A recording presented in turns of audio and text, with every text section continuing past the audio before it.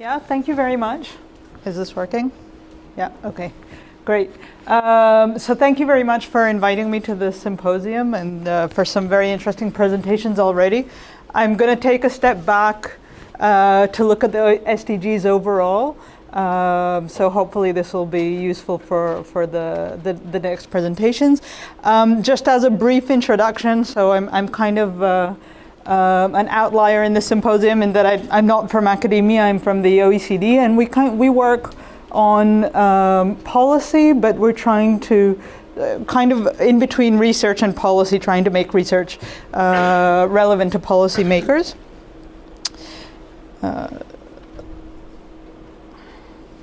And what I'm going to present today is our study on measuring the distance from SDG targets. So the Sustainable Development Goals, and again, I hope not to repeat things that have been presented before, and I see there's a lot of different ways about talking about the SDGs, but the SDGs are an encompassing agenda that really include a lot of different subjects. So there's 17 goals, as everyone knows, and 169 targets. And while the goals are high-level objectives like end poverty everywhere, ensure healthy lives, the targets themselves are more of a mixed bag, and they relate both to outcomes, so what do we want to achieve, also to policy tools, how we want to achieve them, and means of implementation, making it a very complicated kind of agenda to understand and to then implement. There's many different ways of looking at the SDGs and of classifying them, but kind of an overall classification can look at it as including, of course, it includes three elements of sustainable development: economy, society, and the environment. Or you could also look at it as including development, which is the continuation of the Millennium Development Goals, or expansion of. There's environment, which several goals relate to, and there's rights and governance, so kind of going back to the UN's mandate and core business. And then we have policies and finance, so in the goal on partnerships, and also throughout all of the goals themselves. So it makes for a very challenging agenda for governments to cope with and to implement and understand how to do that. And at the OECD, we've done some work on helping governments understand what they're doing or how they're doing on sustainable development goals. So the OECD supports the SDGs through many different ways, one of which is through the data. I come from the OECD Statistics and Data Directorate, so that's my focus here. We support the data in several ways, so through providing data that we collect, such as the official development assistance, the ODA figures, or education-related figures, such as the PISA the PISA survey. We also contribute to the Interagency Expert Group on SDG Indicators, which is the group that's put together the official list of indicators for monitoring SDGs. So we're observers on that, and we assist in methodological developments on several of the different issues. We help in capacity building and development in developing countries through Paris 21, which is housed at the OECD. And we use visualization and data dissemination tools, one of which is the study that I'll present shortly. So our study started out in response to demand by OECD countries who asked us, because the OECD has this work on data and data, developing data and collating data, to help them understand how they're doing, to help our member countries understand how they're doing on SDGs, and also to help them identify their priorities for action. We first presented this study in the High-Level Policy Forum in New York in July 2016. We've since then published an update in June 2017, which is available online. And we're now working on a next update, which will be published in the first half of 2019. The study, have I skipped a, okay. So tracking progress on SDGs is complicated. It's complicated because, well, I started with the 17 goals, very broad, very encompassing, 169 targets. The interagency expert group came up with a list of 232 indicators, but what they call indicators can many times mean actually a very broad range of data series.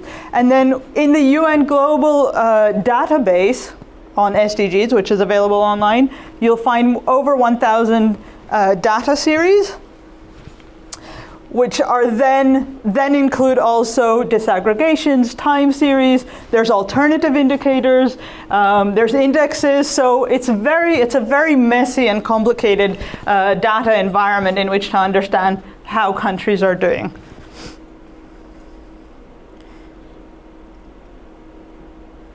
What we've done in order to help countries navigate that complicated system is our study on measuring distance, which requires a set methodology. So the methodology starts with selecting indicators. We then have to set levels for targets and then normalize the values in order to use a unifying metric to help compare between indicators. So how did we do that? Selecting indicators, we were actually asked by our member countries to stay as close as possible to the global list of indicators that was decided on by the interagency expert group, and that is in order not to present an additional layer of interpretation to the SDGs. So from that, what the UN-IAG list, we use data from the UN database. We use OECD data where we have better comparable data for OECD countries, and we use UN data when there's no OECD sources. This gives us a total of about 130 indicators covering 105 targets. These are the numbers that we're actually computing right now for the 2019 update, so it'll probably be slightly different, but this is the kind of ballpark figures.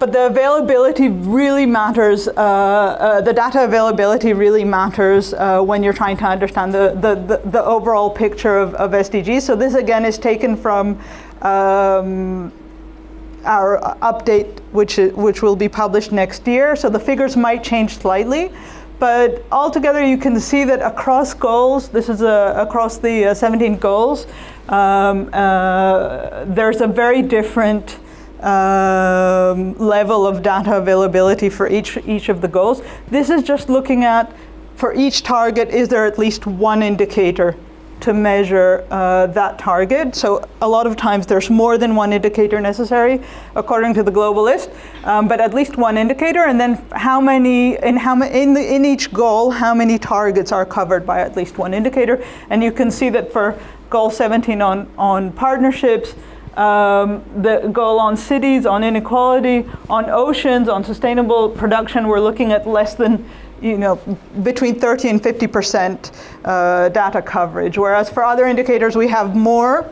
So for infrastructure, we have a complete set of indicators. For health, we have a complete set of indicators, but that is without any judgment on those indicators themselves and how useful they are in actually giving us a picture. So for example, on goal 9 on infrastructure, we have quite a few indicators where we have a difficulty in identifying the target, the necessary target. So we have the indicators, but we don't know what we're aiming to achieve by 2030. And I'll show you what that means in a moment. So how do we set, after choosing the indicators using both the UN Global Database and the OECD data available, we have to set the targets. So how did we set the targets in our study? We used 3 sources of targets. So first, the easy one is when there's an explicit target in the agenda. So for example, the agenda actually stipulates what the level of official development assistance should be, which is 0.7% of GNI, of global national product. And then when we don't have an explicit target, we use what we call the implicit target, which is what has been agreed in international agreements or norms, what the experts say should be. So for example, for the air pollution goal, we use the WHO recommendation on PM 2.5. And when we have neither explicit nor implicit, we use the best OECD performance. So we take the top 10th percentile, that's usually the third best performing country. So for example, for reducing, increasing recycling of waste, we take what is currently the third best performing country, which gives us 56% as a target to go for. And then what we've done, what we're doing in this update is we're also we've also identified several indicators that have no normative direction. So what do we mean no normative direction? We don't know whether an improvement means going up or down. So for example, on Goal 9, on infrastructure, which I pointed out before, we have quite a lot of indicators that are related to share of GDP. Okay, so share, for example, manufacturing as a share of GDP, labor share of GDP, small and medium businesses as a share of GDP. Now, you could say for each one of those, everybody wants to increase their share of GDP, but if everybody increases, somebody's going to have to decrease, so we can't actually use it as a target for this methodology, and we just present the figures as is without doing any, without actually measuring distance to target. So normalizing distances to target, what we use in our study is it's kind of a modified Z-score using the standard deviation in order to measure the distance from the target. So if the green line here is the target to be achieved, and the dots are the spread of countries according to their performance, and the blue dot is country X. So how many standard deviations away is country X from achieving the target? What does this give us? This is the visualization of results, and this is again extracted from the 2019 update. So it should be. This isn't the final. This isn't the final result, but it kind of gives you a picture. So what we do is we look at the bars. This presents the performance at goal level for OECD average, and the higher the bar is, the closer you are to achieving the target. So at the top you see the 0 line, so that means you're 0 standard deviations away from achieving the target. And we've cut the graph here at 3 because most OECD countries are on average at least 3 standard deviations away or less from achieving most of the targets. And in order to visualize the importance of the data gaps, what we're doing in this edition, and this will look different from what you can find online, which is the 2017 edition, we're using this representation of the striped bars in order to show how much data we're missing. So, for example, if you take implementation, the implementation goal, this is how far you are based on available data. But if you were to, but this is the penalty, so-called, for data which isn't available. So you could actually be this far away from achieving the goals. We also visualized these results at the target level, and this is taken from the 2017 edition. And it shows how countries are doing on each one of the targets, and again using the 0 to 3 scale. So the outer line is 0. So if you've reached the outer line, then you've achieved the target, and it starts at 3, which is 3 standard deviations away from achieving the target. Now, what does this show us in terms of how OECD countries are doing overall? I'll just go back to show you at the goal level. It's a bit easier to visualize. But you can see that we have relatively good performance on climate, on oceans, on cities, and on implementation. Performance isn't so good for OECD countries on gender equality, on the inequality goal, On institutions, that's the goal 16. But again, you have to take into consideration these considerable data gaps. So while the goals relating to planet look as if they're quite close to being achieved, we actually see that there's a lot of data gaps to fill there.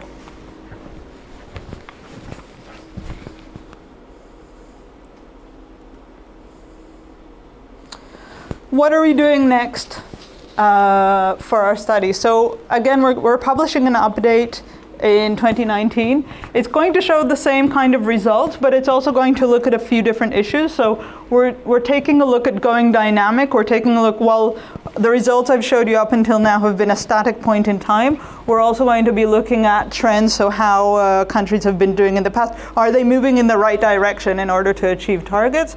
We're looking at transboundary aspects, so how much of the agenda actually means, how much do countries have to take into account when implementing the transboundary nature of the Sustainable Development Goals?